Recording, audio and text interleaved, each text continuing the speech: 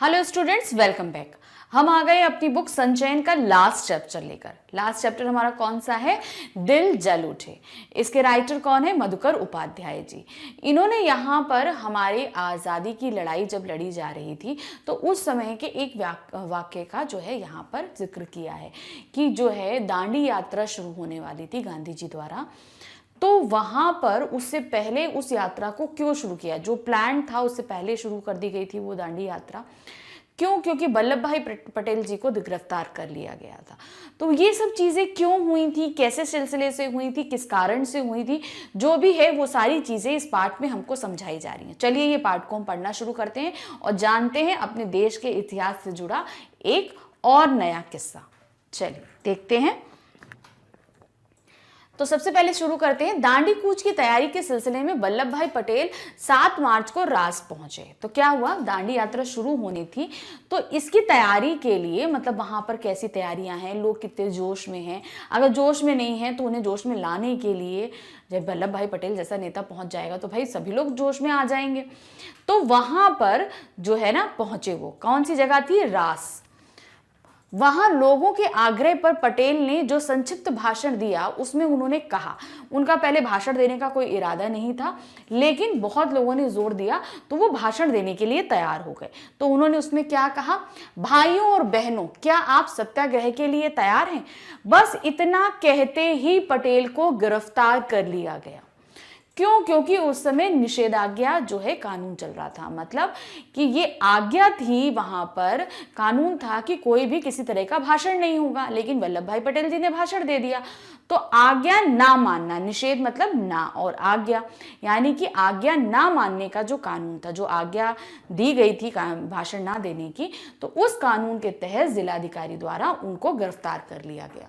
यह गिरफ्तारी स्थानीय कलेक्टर शिलील्डी के आदेश पर हुई थी, क्योंकि शिलील्डी को पटेल ने पिछले आंदोलन में के समय अहमदाबाद से भगा दिया था। अब शिलील्डी की पर्सनल जो थी वो खुंदस खाए बैठा हुआ था कि इसने मुझे पिछले आंदोलन, जो अहमदाबाद में आंदोलन होता, इसने मुझे वहां से कदेड़ दिया था, तो उसे तो वल्लभ भाई से बदला लेना ही था।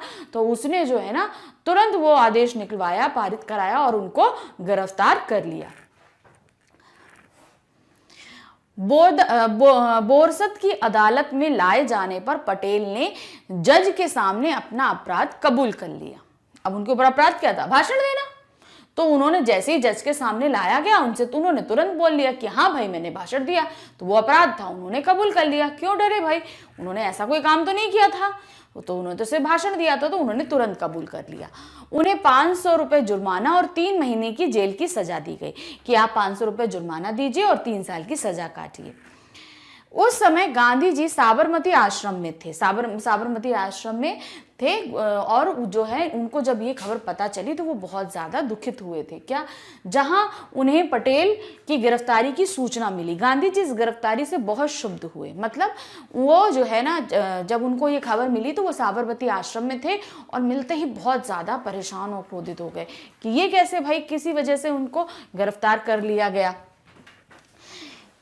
इस दशा में गांधी जी ने दांडी कूच की तारीख बदलने की संभावना बताई। तब उन्होंने बोला कि ठीक है। अब जब दुखी हुए तो उन्होंने कहा कि हम जो है जो दांडी यात्रा हमें शुरू करनी है, हम उसकी तारीख बदलेंगे, और अनुमान किया कि अभियान 12 मार्च से पहले शुरू हो सकता है। और ये भी अभियान जताया कि भाई 12 मार्च से दांडी यात्रा शुरू होनी थी, तो उन्होंने क्या बोला कि हो सकता है ये दांडी यात्रा 12 मार्च से पहले ही शुरू हो जाए।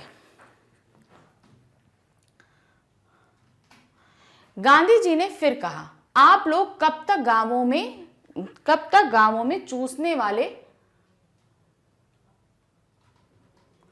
तो पटेल की गिरफ्तारी पर देश भर में प्रक्रिया हुई।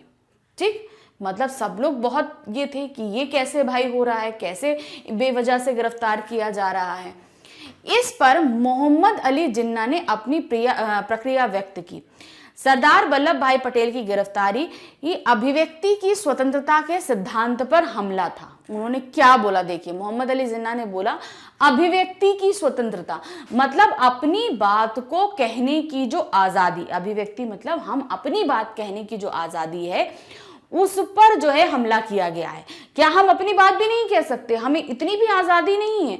तो ये उन्होंने स्टेटमेंट दिया था। भारत सरकार पर ऐसी नजीर पेश कर रही है जिसके गंभीर परिणाम होंगे।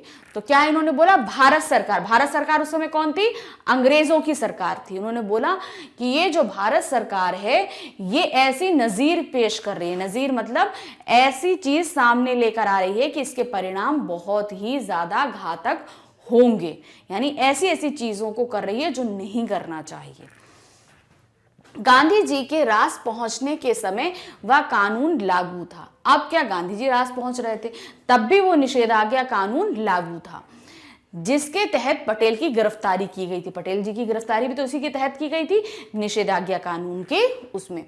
रास में गांधी जी का भव्य स्वागत हुआ था, यानी कि अब गांधी जी आ रहे हैं, गांधी जी तो उसमें बहुत मतलब भाई बोलेंगे कि स्वतंत्रता का आंदोलन की अगुवाई वही कर रहे थे, तो उनका खूब भव्य स्वागत हुआ। 17 गही बाजे गाजे के साथ रास में दाखिल हुए। वहां गांधी जी को एक धर्मशाला में ठहराया गया, जबकि बाकी 17 गही तंबुओं में रुके। तो क्या हुआ, एक धर्मशाला था जहां पर गांधी जी को ठहराया गया और उनके साथ भी जितने भी सत्याग्रही आए थे उनके लिए टेंट्स लगाए गए थे कि वो वहां पर रुके। रास की आबादी केवल 3000 थी, यानी उस समय रास में जो लोग रहते थे उनकी आबादी कितनी थी, 3000। लेकिन उनकी जनसभा में 20,000 से ज्यादा लोग थे, और जब जनसभा की गई तो वहां पर 20,000 से ज्यादा लोग मौजूद थे। अपने भाषण में गांधी जी ने पटेल की गिरफ्तारी का जिक्र करते हुए कहा, पटेल जी गिरफ्तार किए गए थे तो उन्होंने अपने भाषण में कहा, सरदार को यह सजा आपकी सेवा के पुरस्कार के रूप में मिली है। उन्होंने सरकारी नौकरियों के इस्तीफे का उल्लेख किया और कहा, यानी कि उन्होंने बोला गांधी जी ने कि ये गिरफ्तारी उन्हें क्यों मिली है, क्योंकि वो आपकी सेवा में हैं।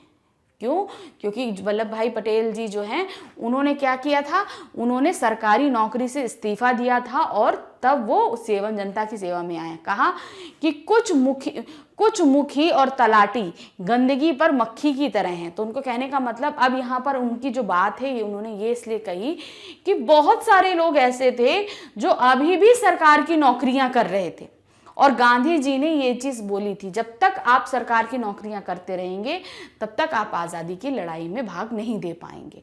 तो यहां पर कहने का मतलब, यानी कि कुछ मुखी और तलाटी, यानी कि कुछ ऐसे लोग हैं जो हमसे भी मिले हुए हैं और सरकार से भी मिले हुए हैं, मतलब हमारे साथ रह रहे हैं और सरकार की नौकरियां भी कर रहे हैं। तो उनका यही मतलब था कि अगर आप चाहते हैं संपूर्ण रूप से तो सरकार की नौकरियां छोड़ दीजिए। तो चिपके, मक्खी की तरह चिपके हुए, गंदगी पर मक्खी की तरह, यानी गंदगी कौन है, जो भारत सरकार थी उस समय की, यानी कि अंग्रेजों की सरकार, और मक्खी कौन, वो लोग जो भारतीय होते हुए भी जो वहां पर अंग्रेजों की नौकरियां कर रहे थे। उन्हें भी अपने निजी तुच्छ स्वार्थ भूलकर इस्तीफे दे देने चाहिए। तो उन्होंने बोला कि उन्हें भी अपना स्वार्थ छोड़ देना चाहिए और देश के लिए उन नौकरियों से इस्तीफा देकर संपूर्ण रूप से भारत की स्वतंत्रता के आंदोलन में लग जाना चाहिए। गांधी जी ने फिर कहा, आप लोग कब तक गांवों को चूसने में अपना योगदान देते रहेंगे? सरकार ने तो लूट मचा रखी है, आपकी ओर से क्या अभी तक आपकी आंखें खुली नहीं है? तो उन्होंने बोला कि गांवों को लूटने का मतलब, अब अंग्रेज सरकार क्या करती थी, इतना टैक्स लगाती थी कि किसानों के ऊपर बोझ बढ़ता जा रहा था। तो वही उन्होंने बोला कि गांवों को चूसने का, अंग्रेज सरकार गांवों को चूसने, यानी कि उनके ऊपर इतना अत्याचार, इतना टैक्स लगा रही थी कि वो गांवों को चूस रहे थे। ये सेंटेंस का वही मतलब था कि बेइंतहा टैक्स लगाया हुआ था सरकार ने, योगदान देते हैं, और सरकार ने लूट मचा रखी है, लूट रहे हैं, और जो लोग सरकार भारत में भारतीय होते हुए भी सरकार के साथ हैं, वो इस लूट में जो है अंग्रेज सरकार का साथ दे रहे हैं। आपकी ओर से अभी तक आपकी आंखें खुली नहीं। तो उन्होंने बोला कि आप भी हमारी, अभी तक आपकी आंखें खुली नहीं है, इन आंखों को खोलिए और अपने भारत को पहचानिए। सत्याग्रही शाम 6 बजे रात से चले और 8 बजे कनकपुरा पहुंचे। अब यहां से क्या हुआ, ये लोग रात 8 बजे रात से चले और कनकपुरा 8 बजे तक पहुंच गए। उस समय लोग यात्रा में कुछ थके हुए थे और कुछ थकान इस आशंका से थी कि मही नदी ये कब और कैसे पार करेंगे। तो बात क्या थी कि अब उन्हें अपनी यात्रा जब बढ़ानी थी तो उसके बीच में मही नदी आ रही थी और उसे पार करना थोड़ा मुश्किल था। तो कुछ लोग तो थक गए थे चलने के कारण और कुछ लोग इसलिए थके थे कि उनकी सोच बार बार उनमें ये आ रही थी कैसे हम उस नदी को पार करेंगे। नियमों के अनुसार उस दिन की यात्रा कनकपुरा में गांधी के भाषण के बाद समाप्त होने जानी थी, यानी कि जो डिसाइड किया गया था उसके हिसाब से वहां कनकपुरा पहुंचना था, वहां पे गांधी जी का एक भाषण होना था और उसके साथ ही वहां पर जो है यात्रा को विराम देना था। लेकिन इसमें परिवर्तन कर दिया गया, यानी कि इसमें बदलाव लाया गया। ये जो प्लान किया गया था इसमें बदलाव कर दिया गया। यह तय किया गया कि नदी को आधी रात के समय समुद्र का पानी चढ़ने पर पार किया जाएगा ताकि कीचड़ और दलदल में कम से कम चलना पड़े। तो ये हुआ कि जब पानी चढ़ेगा तो पानी आ जाएगा नदी में, तो कीचड़ और दलदल में उतना नहीं चलना पड़ेगा। तो ये हुआ कि रात के समय जब समुद्र का पानी चढ़ जाएगा और नदी में पानी आ जाएगा उस समय नदी पार करी जाएगी, क्योंकि कीचड़ में चलना थोड़ा मुश्किल हो जाता है, पैर धंसने लगते हैं, तो इसलिए उस समय नदी पार करने का डिसाइड किया गया। रात 10:30 बजे भोजन के बाद सत्याग्रही नदी की ओर चले, यानी भोजन कर लिया गया 10:30 बजे तक और वो चल पड़े। अंधेरी रात में गांधी जी को लगभग 4 किलोमीटर दलदली जमीन पर चलना पड़ा। रात 12 बजे महिसागर नदी का किनारा भर गया और क्या हुआ, दलदली जमीन पर चले और क्या 11 बजे तक जो है वहां 12 बजे तक पूरा किनारा पानी से भर गया। पानी चढ़ाया, गांधी जी घुटने भर पानी में चलकर नाव पर चढ़े। महात्मा गांधी, सरदार पटेल और जवाहरलाल नेहरू के नाम के नारों की दिशाएं गूंज रही थी। तो क्या हुआ, इतना उन्होंने खुद दलदल में चले ताकि जल्दी पानी चढ़े और हम नाव में बैठ जाएं। तो इतना 4 किलोमीटर चलने के बाद में वो नाव पर बैठे। खुद गांधी जी ने इतनी मेहनत करी और उस समय चारों तरफ जो है गांधी जी, जवाहरलाल नेहरू और आपके सरदार पटेल जी का जो है नारे खूब चारों दिशाओं में गूंज रहे थे खूब तेजी से। महिसागर के दूसरे तट पर भी स्थिति इससे कुछ भिन्न ना थी। भाई जाहिर सी बात है, नदी का किनारा तो वैसे ही रहेगा, तो दूसरे तट पर भी सेम यही हाल था।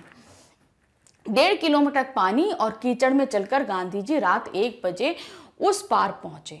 मतलब फिर उनको कीचड़ में उतरना पड़ा, पानी में उतरे, पानी में चले, फिर कीचड़ में चले और इस तरीके से 1 बजे तक वो नदी पार कर पाए।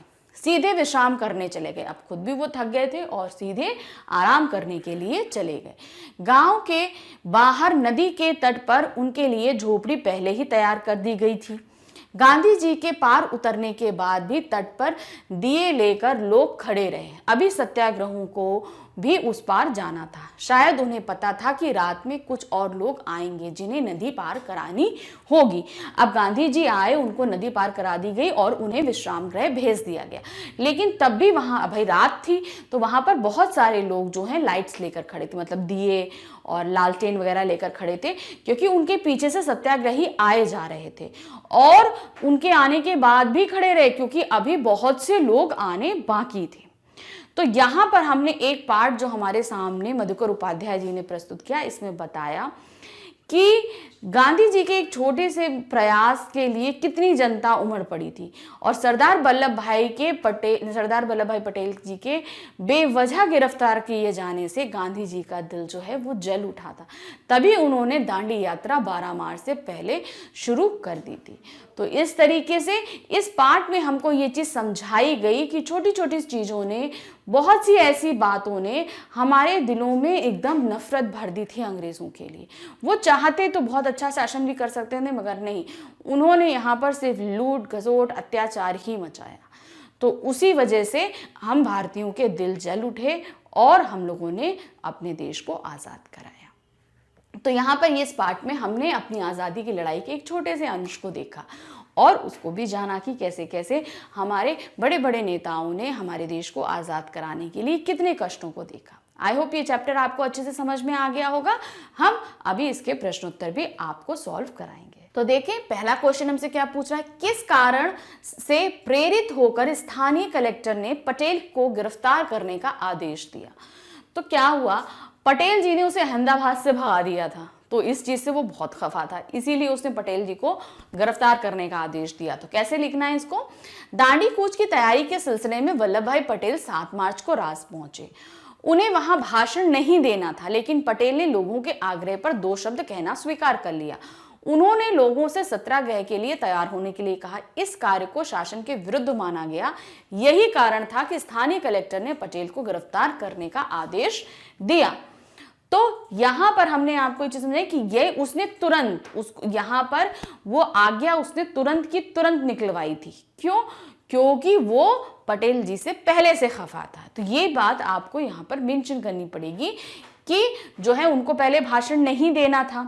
अगर भाषण देना था तो इसकी परमिशन उसे पहले कलेक्ट्रेट से लेनी थी, लेकिन उन्होंने नहीं ली और उन्होंने भाषण दिया। तो इस कारण से उनको ये काम जो है शासन के विरुद्ध लगा और उनको गिरफ्तार कर लिया गया। नेक्स्ट क्वेश्चन, जज को पटेल की सजा के लिए 8 लाइन के फैसले को लिखने में 1.5 घंटा क्यों लगा? भाई 8 लाइन का लिखना था फैसला और 1.5 घंटा लगा, किस लिए? सरदार पटेल को गिरफ्तार करके पुलिस के पहरे में ही बोरसद की अदालत में लाया गया। जज की धारा के तहत और कितनी सजा सुनाए फैसला नहीं कर पा रहे थे, क्योंकि अपराध तो कोई था ही नहीं और गिरफ्तारी हुई थी। साथ ही सरदार पटेल ने अपराध स्वयं स्वीकार कर लिया था, इसलिए उन्हें 8 लाइन का फैसला देने में 1.5 घंटे का समय लगा। अब कारण क्या था? अब उन्होंने कोई ऐसा अपराध तो किया नहीं था कि क्या सजा सुनाई जाए, और दूसरा पटेल जी ने अपना जुर्म खुद ही स्वीकार कर लिया था।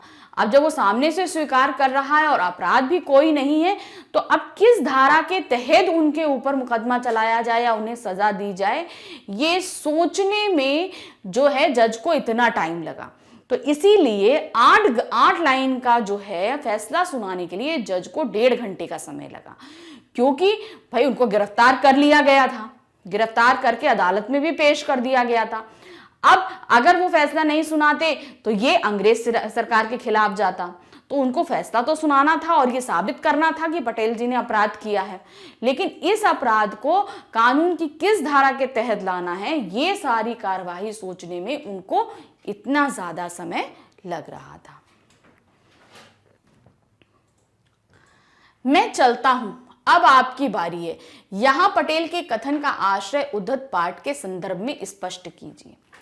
पटेल के कथन का आश्रय उद्धत पाठ के संदर्भ में यह है कि उन्हें सरकार के ने अकारण गिरफ्तार कर लिया था, कोई कारण नहीं था। भाई बोलना कोई अपराध होता है? हम अपनी बात बोल रहे हैं तो ये कोई हम अपराध कर रहे हैं? नहीं कर रहे हैं। तो उनको बिना किसी वजह से गिरफ्तार किया गया था। तब उन्होंने कहा, मैं जानता हूं कि मेरे जाने से यह यात्रा नहीं चलेगी। वो कह रहे हैं एक मेरे गिरफ्तार कर देने से यह दांडी यात्रा रुक जाएगी, तो ऐसा नहीं है। मैं जानता हूं कि आप लोग इसमें पूर्ण सहयोग करेंगे। मुझे हटाया जाएगा तो और वल्लभ भाई खड़े हो जाएंगे। मतलब मुझ एक वल्लभ भाई को अगर हटाने की कोशिश की गई तो मेरे जैसे हजारों करोड़ों वल्लभ भाई जो हैं वो सरकार के सामने आकर खड़े हो जाएंगे और दांडी यात्रा में सहयोग देंगे। उन्हें पता था गांधी जी इस आंदोलन को आगे बढ़ाएंगे, इसलिए उन्हें संबोधित करते हुए उन्होंने कहा, मैं चलता हूं, अब आपकी बारी है। तो उन्होंने को ये लगा कि अब अगर मैं गिरफ्तार कर लिया गया तो गांधी जी जो है इस यात्रा को आगे बढ़ा देंगे। तो उन्होंने क्या किया? उन्होंने बोला कि ठीक है, अब मैं चलता हूं, आपकी बारी है। यानी कि मैं जा तो रहा हूं जेल में, लेकिन आपको अब गांधी जी का साथ पूर्ण रूप से देना है और आगे चलना है। तो ये उन्होंने कम शब्दों में ही अपनी बहुत सारी बातों को जो है लोगों के सामने रखा और उन्हें प्रोत्साहित किया कि वो आगे बढ़ते रहें और गांधी जी का साथ देते रहें। इनसे आप लोग त्याग और हिम्मत सीखें। गांधी जी ने यह किसके लिए और किस संदर्भ में कहा? तो यहां पर किस बारे में बोला गया था? गांधी जी एक बार राज गए, वहां उनका भव्य स्वागत हुआ। राज समुदाय के लोग इसमें सबसे आगे थे, जो दरबार कहलाते हैं। ये रियासतदार होते हैं। गोपाल दास और रविशंकर महाराज जो दरबार थे वहां मौजूद थे। ये दरबार लोग अपना सब कुछ छोड़कर यहाँ आकर बस गए थे। दरबारियों की यह बस्ती कनकपुरा और उससे सटे गांव देवड़ में भी थी। उनका यह त्याग एवं हिम्मत सराहनीय थी। गांधी जी ने इन्हीं के जीवन से प्रेरणा लेने को लोगों से कहा कि इनसे आप लोग त्याग और हिम्मत सीखें। धैर्य, त्याग और साहस के द्वारा ही अंग्रेजी शासन को बाहर खदेड़ा जा सकता है। तो हम यहाँ से बताते हैं आपको, सबसे पहले जब वो रास पहुंचे ना तो उनका बहुत बड़ा स्वागत किया गया। अब स्वागत करने में सबसे आगे कौन थे? रास समुदाय में सबसे आगे थे दरबार। जो लोग आगे रहते उनको दरबार कहलाया जाता था, वहां के एक समुदाय का नाम था। ये रियासतदार थे, मतलब इनके पास रियासतें थी, इनका अच्छा शासन था। जैसे होते ना राजा महाराजा होते हैं, वो उनके राज्य में बहुत सारी रियासतें होती हैं, तो वो लोगों को दे देते हैं कि इस रियासत को आप संभालेंगे, उस रियासत को आप संभालेंगे। तो जो भी रियासत मिलती है वो रियासतदार कहलाते हैं। तो छोटे छोटे एक रियासत में 2-3 गांव या 4-5 गांव आ जाते हैं, तो वही हुआ। तो वहां के जो रियासतदार थे उनमें कौन? आपके गोपाल दास और रविशंकर महाराज, जो 2 दरबार थे, 2 रियासतें थी जो आकर वहां पर जिन्होंने गांधी जी के स्वागत और सारा प्रबंध किया था। तो इन सब के कार्य से जो है गांधी जी बहुत प्रभावित हुए कि मतलब और फिर गांधी जी ने यह भी बोला कि आप इनसे प्रेरणा लीजिए। क्यों ऐसा बोला? उनके पास इतनी धन दौलत, रियासतें, नौकर, राज, सारी सुख सुविधाएं थी, लेकिन तब भी उन्होंने वो सब कुछ, सारा सुख छोड़कर अपने देश की तरफ, खाली अपनी एक रियासत की तरफ उन्होंने ध्यान नहीं दिया। उन्होंने कहा पूरी रियासत हमारी किस में आती है? भारत में आती है। अगर हमारा भारत देश आजाद हो जाएगा तो हम इस रियासत को ज्यादा अच्छे से चला पाएंगे। तो उन्होंने सिर्फ अपना घर, अपनी रियासत ना देखकर पूरे देश की तरफ देखा और जितनी कोशिश कर सकते थे उतना धन दौलत हर तरीके से जो है आजादी की लड़ाई में उन्होंने भाग लिया। तो इसी से उन्होंने बोला कि आप इन लोगों से प्रेरणा लीजिए और भारत को आजाद कराने में योगदान दीजिए। अब क्वेश्चन नंबर 5 हमसे क्या पूछ रहा है? पाठ द्वारा ये कैसे सिद्ध होता है कि कैसी भी कठिन परिस्थितियां हों उसका सामना तत्कालीन सूझबूझ और आपसी मेलजोल से किया जा सकता है? अपने शब्दों में लिखिए। तो यहाँ पर हम आपको अभी बताएंगे कि कैसे करना है, ये आप अपने शब्दों के हिसाब से भी कर सकते हैं। कैसे देखते हैं? कैसी भी कठिन परिस्थिति हो उसका सामना तात्कालिक सूझबूझ और आपसी मेलजोल से ही किया जा सकता है। इस कथन पर प्रकाश डालने के लिए पाठ का एक प्रसंग, गांधी जी अपनी दांडी यात्रा पर थे। तो इस प्रसंग के बारे में क्या बता रहे? कैसे तुरंत तात्कालिक सोच, मतलब हमें सामने कोई भी परिस्थिति हो हम तुरंत रिएक्ट करें और सूझबूझ से उस चीज को सॉल्व कर ले जाएं। तो अब इस वक्तव्य को हमें पाठ के आधार पर बताना है। तो पाठ में ऐसा क्या घटित हुआ था वो हमें बताना है। क्या हुआ? गांधी जी अपनी दांडी यात्रा पे थे, उन्हें मही नदी पार करनी थी। ब्रिटिश सरकार ने नदी के तट पर सारे नमक भंडार हटा दिए थे क्योंकि उन्हें नमक बना देना है। तो उन्होंने क्या किया? जितने नमक भंडार नदी के तट पर थे वो सब हटा दिए थे। वे अपनी यह यात्रा किसी राजघराने के इलाके में नहीं कराना चाहते थे। जब वे कनकपुरा पहुंचे तो 1 घंटा देर हो गई, मतलब चलना था भाई, देर हो गई। इससे गांधी जी ने कार्यक्रम में परिवर्तन करने का निश्चय किया कि नदी को आधी रात में समुद्र के पानी चढ़ने पर ही पार किया जाए ताकि कीचड़ और दलदल के कम चलना पड़े। तट पर अंधेरा था, इसके लिए लोगों ने सूझबूझ से काम लिया और थोड़ी ही देर में हजारों दिए जल गए। हर एक के हाथ में दिया था, इससे अंधेरा मिट गया। दूसरे किनारे भी इसी तरह के लोग हजारों दिए लेकर खड़े थे। गांधी जी के मिलन और सूझबूझ से कठिन परिस्थितियों पर काबू पाकर लोगों के हृदय में स्थान बना लिया। अब क्या था, अगर वो सुबह होने का इंतजार करते कि चलो अंधेरा छट जाएगा, तो फिर उस समय उनको दलदल में चलना पड़ता और तब ये और ज्यादा कठिन होता। तो गांधी जी ने सूझबूझ दिखाई और सूझबूझ दिखाने के कारण उन्होंने क्या किया कि अब हम रात में ही पार करेंगे। अब जब उन्होंने यह आदेश दिया तो वहां जितने लोग प्रेजेंट थे उन्होंने तुरंत सूझबूझ दिखाई और हजारों जो है वहां पर दिए जला दिए। और जब हजारों दिए जल गए तो वहां बहुत सारी रोशनी हो गई। रोशनी होने के कारण अंधेरा मिट गया और लोगों ने आसानी से नदी पार कर ली, कम कीचड़ में और जल्दी। जो 1 घंटे की देरी हुई थी, अब उन्हें रात में जो वहां पे विश्राम करना था उसको उन्होंने क्या किया, चलकर पार कर लिया। और बाकी बचे दूसरे तट पर पहुंचे तो वहां पर उन्होंने जाकर आराम कर लिया। तो ये थी तात्कालिक सोच गांधी जी की और वहां जो सत्याग्रही मौजूद थे उनकी भी। नेक्स्ट, महिसागर नदी के दोनों किनारों पर कैसा दृश्य उपस्थित था, अपने शब्दों में लिखिए।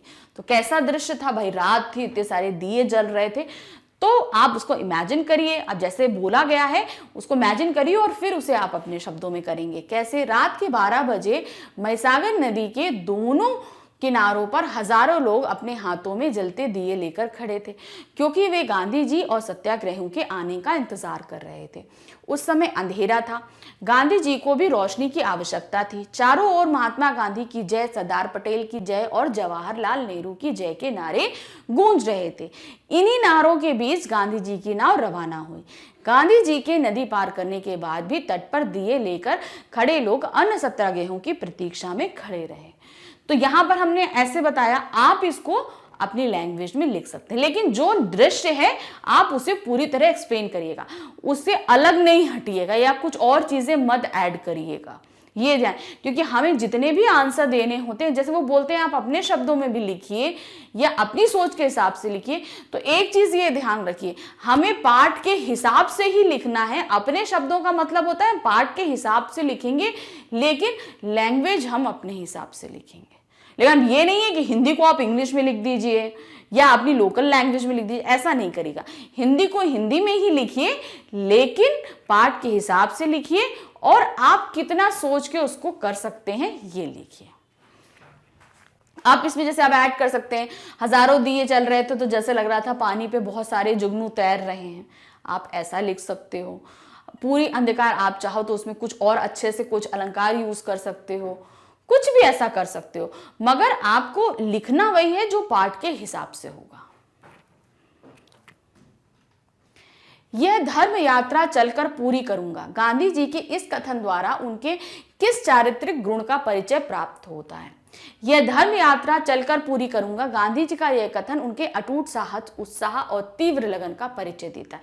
अब गांधी जी तो कितने एजेड थे जब उन्होंने दांडी यात्रा करी थी, और सोचो इतनी लंबी यात्रा करना क्या आसान होता है, लेकिन उन्होंने तब भी साहस किया कि नहीं, मैं चलकर पूरी करूंगा। लोगों ने कहा कि ठीक है हम चल लेंगे, लेकिन आप किसी पर बैठ जाइए, घोड़े पर बैठ जाइए, या हम आपके लिए कोई सवारी अरेंज करें। उन्होंने बोला नहीं, मैं चलकर ही पूरी करूंगा। तो ये उनके अटूट साहस का नमूना था। गांधी जी धर्म यात्रा के लिए वाहनों का प्रयोग नहीं करना चाहते थे। उनका मानना था कि जब नेतृत्व ही कष्ट नहीं सहेगा तो जनमानस को ऐसा करने के लिए प्रेरित कैसे किया जा सकता है। तो उनका कहने का क्या मतलब था, अगर हम गाड़ी में चलेंगे और लोगों से कहेंगे पैदल चलिए, तो क्या वो पैदल चलने वाले लोग प्रोत्साहित होंगे? बिल्कुल भी नहीं होंगे। तो जो अगुवाई कर रहा है सबसे पहले उसका कष्ट सहना जरूरी है। वो कष्ट सहेगा, वो चलेगा, तो ही बाकी सत्याग्रही पीछे चल पाएंगे। गांधी जी सत्यवादी, अहिंसा प्रिय, सदाचारी, देशभक्त, धार्मिक, विद्वान, कर्तव्यनिष्ठ, दृढ़ निश्चयी व्यक्ति थे। तो जो भी उनके व्यक्तित्व की जितनी चीजें हमें आती हैं, क्योंकि हम सभी जानते हैं गांधी जी के बारे में, तो वो सब हम यहां पर लिख देंगे। गांधी जी को समझने वाले वरिष्ठ अधिकारी इस बात से सहमत नहीं थे कि गांधी कोई काम अचानक और चुपके से करेंगे। फिर भी उन्होंने किस डर से और क्या एहतियाती कदम उठाए। मतलब गांधी जी को जितने लोग जानते थे वो हमें कभी ये नहीं सोचते थे कि गांधी जी कोई काम एकदम से प्लान करेंगे या चुपके से करेंगे, लेकिन तब भी गांधी जी ने ऐसा किया था। और उनको क्या डर था उनको रोकने का, यानी कि शासक क्यों रोकना चाहते थे, ये बताना है।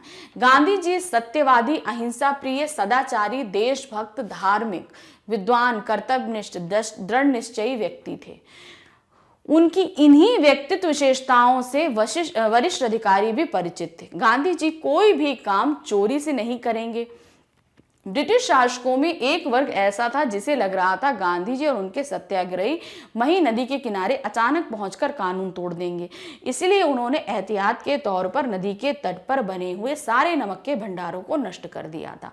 अब उनको लग रहा था कि अगर गांधी जी ऐसे हैं, अगर वो चोरी से काम नहीं करेंगे, ये हम सभी जानते थे, वो चोरी नहीं करते थे, नहीं कोई चीज ऐसे छुप के करना पसंद करते थे, तो वो उनके सत्याग्रही कर देंगे, तोड़ देंगे। तो ये डर जो है कुछ अंग्रेजी शासकों के मन में बैठा हुआ था, इसीलिए उन्होंने मई नदी के किनारे जो नमक के जितने भी भंडार थे उन सभी को हटा दिया था या नष्ट कर दिया था, कि ऐसा ना हो कहीं वो चोरी से नमक बना ले। अब लास्ट क्वेश्चन पूछ रहा है क्या, गांधी जी के पार उतरने पर भी लोग नदी के तट पर क्यों खड़े रहे? क्यों? क्योंकि अभी पीछे से और सत्याग्रहियों को आना था, खाली गांधी जी थोड़ी ना थे, 20,000 लोग आए थे भाई वहां पर रास में, तो वो सभी यहाँ पर आ रहे थे, मनी नदी को पार कर रहे थे। गांधी जी तो सबसे आगे चल रहे थे, जब वो पहुंचे तो उसके पीछे तो बहुत बड़ा रेला आना था। तो यही बताना है यहाँ पे, गांधी जी की नदी पार करने के बाद भी तट पर दिए लेकर खड़े लोग अन्य सत्याग्रहियों की प्रतीक्षा में खड़े थे, क्योंकि गांधी जी की तरह अन्य सत्याग्रहियों को भी नदी पार करवानी थी। तो अब गांधी जी को जैसे रोशनी देकर हम लोगों ने नदी पार कराई थी, तो अब किसको नदी पार करानी थी? जो पीछे से सत्याग्रही आ रहे थे।